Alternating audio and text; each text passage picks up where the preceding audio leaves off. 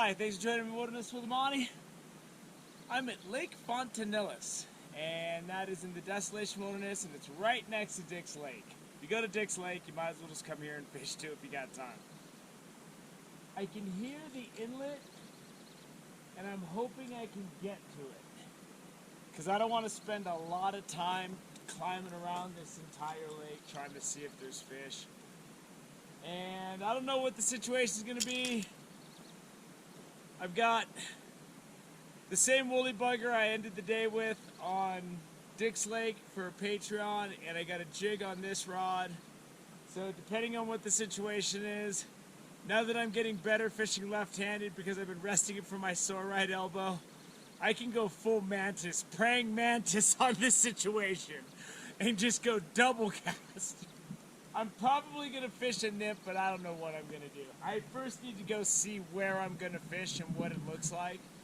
And I know from this trip and a couple of clips I already have up on my Backcountry Lakes and Creeks playlist that Dick's Lake has really nice brook trout.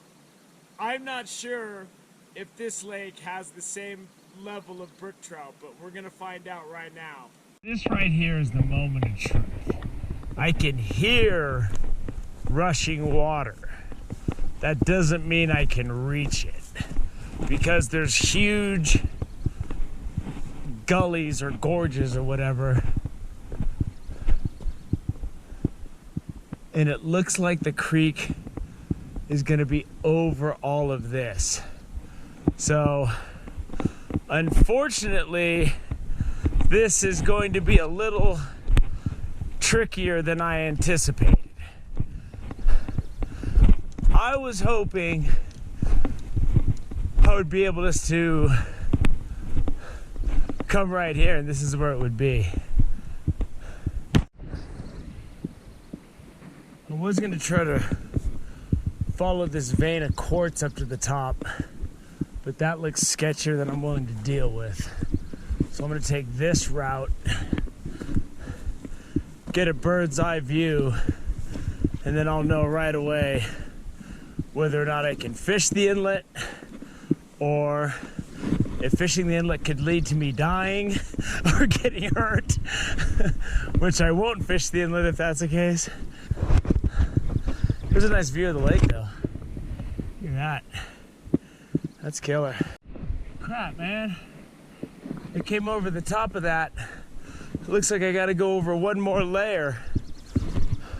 There's all of these big little gorge things you gotta cross to get to the inlet, which means fewer people might fish in this inlet area because it's such a pain to get to.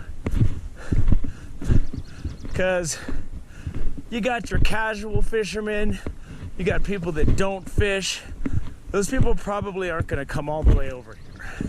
It's the hardcore people that are going to come and go this extra length, because fishing any water is never good enough. You want the right water if you're really into fishing. Whoa. All right. Made it over. A little bit of a pain to get here, but it's not too bad at all. And the flow looks decent. That doesn't mean it's gonna be good. I found an inlet creek yesterday into Dick's, and I hooked a really nice brookie there, but it wasn't like they were just hanging out. So let's see what we got here. This steep wall is gonna make it tough to fish there, but I'm gonna see what it looks like climbing over the top of this and see if I can't fish it from just above. Really cool looking creek. It's like a Japanese garden, man. It's got some wildflowers and little tiny trees. It's flowing over the rocks. Not bad. Man, I just realized I forgot my shades back at camp. So I don't have my polarized glasses, and that just sucks. Such a rookie maneuver, man.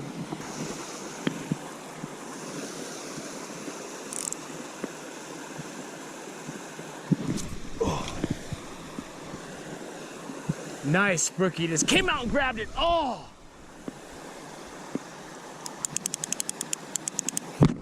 Against my better judgment, I'm gonna go with this bigger, heavier beadhead pheasant tail, because they seem to not want my woolly bugger anymore, but there's fish out there. And I saw one that was nice, man.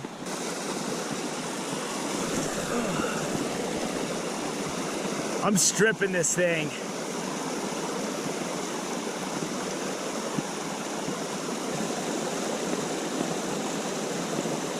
There we go. Oh, he took it.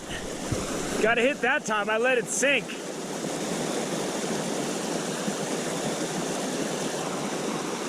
And I felt that guy, so I don't know if he's gonna bite again.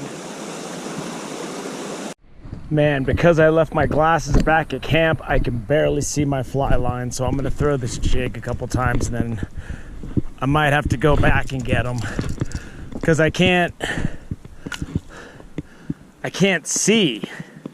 If I can't see, I can't set the hook. And now that the sun's out, it's tough. This, I can see my line pretty easy.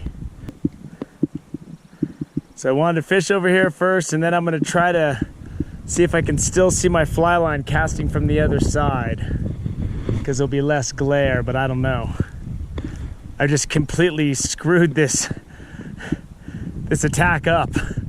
There's no mantis attack, there's no attack. And it's a nice looking brookie. He nailed it. Threw that jig out there, and he just, you know, I missed 3 good shots on 3 good fish with my fly rod, and they just stopped hitting that. Whew. There he's in the net. That's a really good brook trout, man. And this is just like the ones that I saw swimming up trying to grab that woolly bugger a couple times, and they were just striking a little bit short.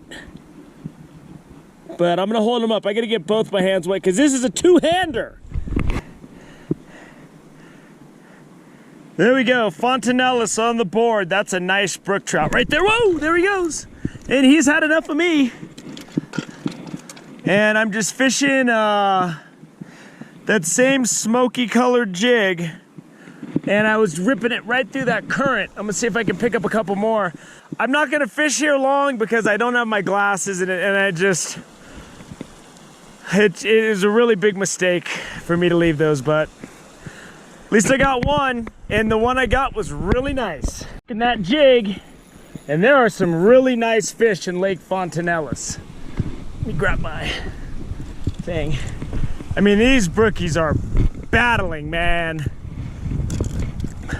And now I'm just fishing deep water, and I could do this without my glasses. Oh, he got off. He got off. He was nice, man. Darn it. Darn it. That fish was about the size of the last one. Just a nice fat brookie. I must have barely had him. I can do this without my glasses more than my fly rod, because I don't need to see the subtle strike at the end of my line. I can just watch my line from here to the water, and I'm using clear blue fluorescent line, and that's even more visible. But man, that was a nice brook trout.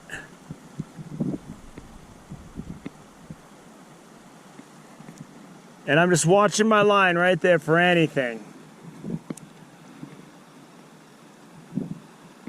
Oh, oh, there we go. There we go. There we go. Another nice one. He's not as good as the last one I just lost, but he's pretty good. Oh, come on, boy. I want to end this, but you can't horse these fish. They're a little bit nicer than your usual brookie.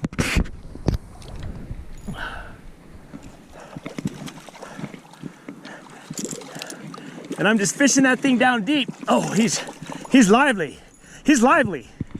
He's not the He's not the trophy I'm looking for, but he's nice.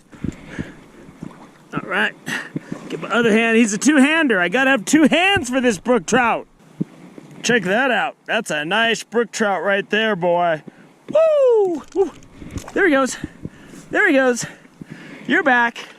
And I don't care how much fish I have on my jeans now because I'm leaving today. They're on this jig now. And the wind came up a little bit and they're hitting it on the sink. And when this jig is sinking, it does a spiral. And they hit it a lot when it sinks. So you can't wait. You gotta watch and you gotta pay attention. Glasses or no glasses, this is at least a chance for me to catch some of these nice brookies. That's all I care about. Ooh, that's a nice one. This is a nice brookie, boy. I mean, these fish are fat. Look at that. Whew, there he goes. He's free. So what I'm doing is, like that fish there, I reel in my line so it's tight enough so I can just see that. And if I see anything that looks like a bite or a stop or anything like that, oh, like that. So, again, I'm gonna cast it out. I'm gonna let it sink down a little bit. And I'm just watching that line. I'm using clear blue fluorescent 6-pound test so I can really see my line. Even without my glasses. And I'm letting it sink, and now I'm gonna reel it in. I can see my line when I'm doing this, but I can't see it enough so if I get that little tap, I can set the hook. It's just too much glare. So I might just make a couple more casts with my jig and call it. I gotta get my glasses, man.